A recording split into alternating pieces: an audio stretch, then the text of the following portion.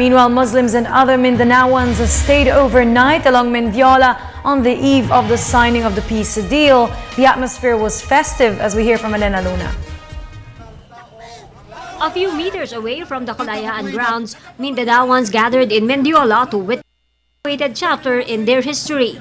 While the speeches were being delivered, they intently listened.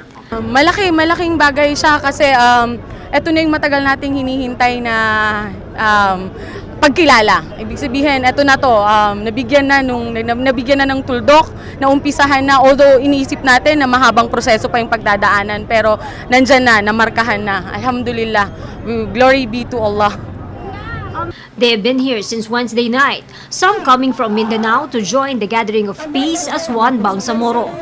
Yung susunod na generation po ay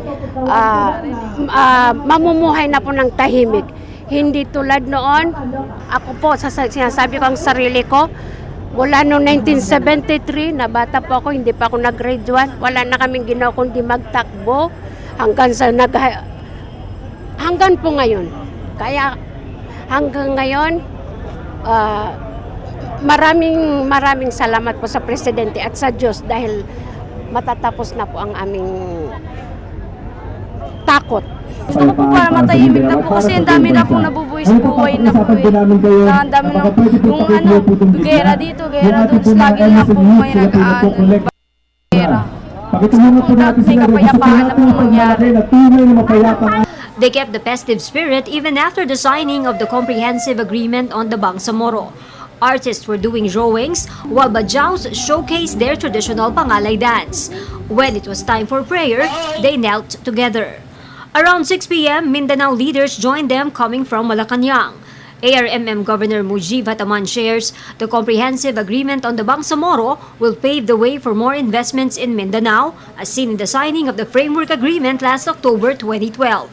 Nung pinirmahan ang framework agreement, ang target namin for 2014 na investment dahil meron pang panagsanag sa nagulo ay nasa 1.4 billion lang.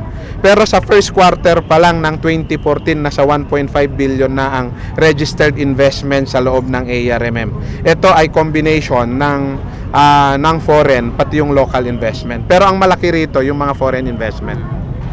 At meron pang nagpaparehistro ngayon, lalong-lalo na mga malalaking kumpanya mula sa Singapore at sa Malaysia at meron din mula sa Japan para sa expansion ng kanilang banana plantation, pati yung potential para sa rubber, pati yung sa fishery. For the People's Television, Elena Luna.